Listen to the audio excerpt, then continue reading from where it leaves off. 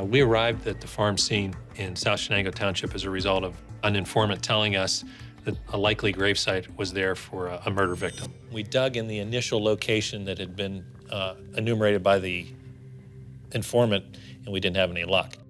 But we continued to dig, and ultimately where we ended up striking him is on his left knee.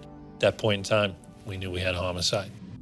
Ed and Butch were college buddies. They grew up in separate towns, separate parts of the area. Ed came from a family that had some affluence to it. His family owned a furniture store. His father was a county commissioner. I was the oldest of 6, and I had to learn responsibility early. The guy was a bodybuilder. Found out he was a kickboxer. One of the things that stuck out from Ed was that he had some luxuries that many of us couldn't afford. But things didn't come easy for us. My dad had me work after school at his furniture store. My little brother, Mike, had a job there too. Ed's father was a local politician, and I believe that spiked his interest in politics. If Ed was groomed to go into politics, I was groomed for the football field. I wanted to be like my hero, Joe Montana. Make the folks back in the steel towns proud. Butch's family was just regular working people in Munhall, Pennsylvania. It's a steel town just outside of Pittsburgh.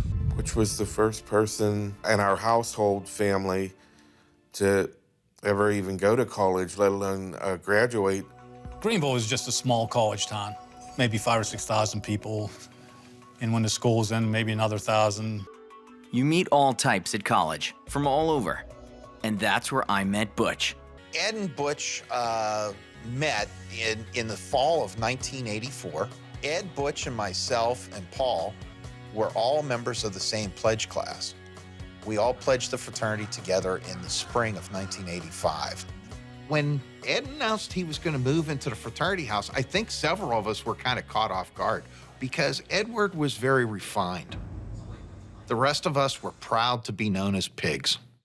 Maybe I wasn't the typical frat guy, but these were my friends, especially Butch. I was smarter than Butch in every way, except when it came to women. Butch always had girlfriends. He was one of the most charming individuals there ever was. Although we were spending more and more time together, Butch and I were still active in the fraternity. As treasurer of the fraternity our sophomore year, I had learned the fraternity was in debt. We came up with a plan to help the guys out. Because of his fraternity and student government connections, Ed had gotten hold of a key card to give us access to some of the fraternity houses, including ours. One thing you can always count on in a frat house: lots of stereos, lots of TVs. We knew the frats all had insurance, so anything missing would be easily replaced. Ed got his car, they piled everything into the car, took it up to their house and stored it in the attic at the house. We returned to campus at the end of spring break to find all the electronics and valuables out of these rooms were missing. Teal College Security contacted our department and advised us that there had been some break-ins at some of the fraternities on campus. When the cops got involved, Butch was starting to lose it, so I took charge. Ed called his little brother over from Cleveland to help us get rid of the stolen stuff. There was no way we could profit from this now, or help out the frat with their debts. One of the officers doing the investigation determined that somebody had to have a pass key to make entry into there because there was no forced entry in either of the buildings. Just didn't have a list of anybody that had access to the keys at the time. Our junior year ended, and nothing happened. Nobody knew what Ed and I had done, except for Ed's girlfriend and his brother. I knew that Butch was going to graduate from Teal College and that he had planned on going to graduate school to pursue a master's degree. And that's when I met Linda Carlin. Linda was running the gym where we worked out, and we saw her all the time. She was a fairly affluent person. She had nice cars, multiple homes that she lived in. Ed started spending less time with his on-campus girlfriend and more time with Linda Carlin. Linda got him a job at a furniture store she managed. She had a tremendous influence over Ed. Ed chose Linda over the girl he'd been seeing on campus. The same girl who knew the truth about the frat house burglaries. I started to get worried she might rat us out in order to get back at Ed. Our senior year, Ed's ex-girlfriend comes up to me and drops a bomb. Tells me that it was Ed and Butch who had ripped off the 2 fraternity houses.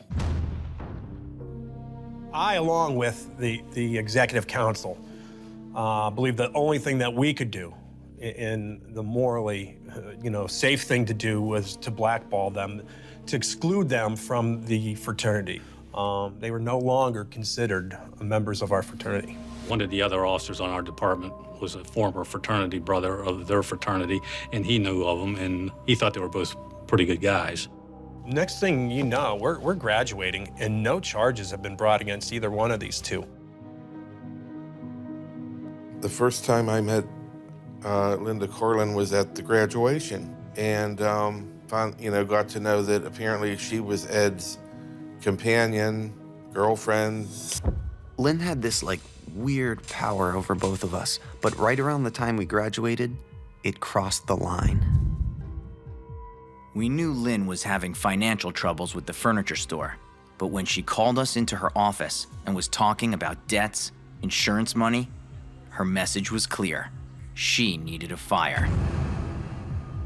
In May 22nd of 1988, at about 2:10 in the morning, the warehouse behind the Old Town Furniture Building caught on fire and burned to the ground. We did bring Butch in, we talked to him, he denied any knowledge of it. He was pretty nervous throughout the whole interview, but he basically wasn't going to give Ed up on anything. I told Butch that we would probably be filing charges on him, and he understood that.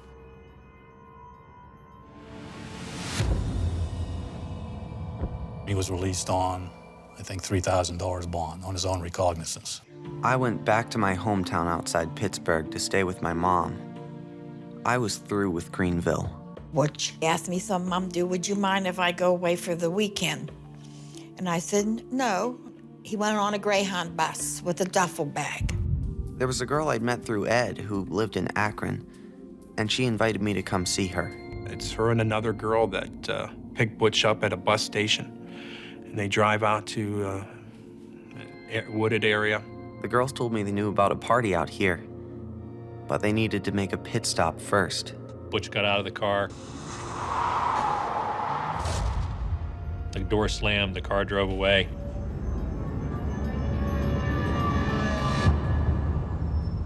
I found myself face to face with my best friend.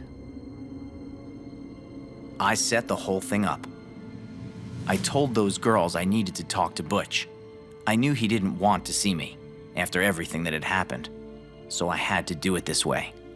Ed brought along his little brother, Michael, the same kid who helped us out after the break-in.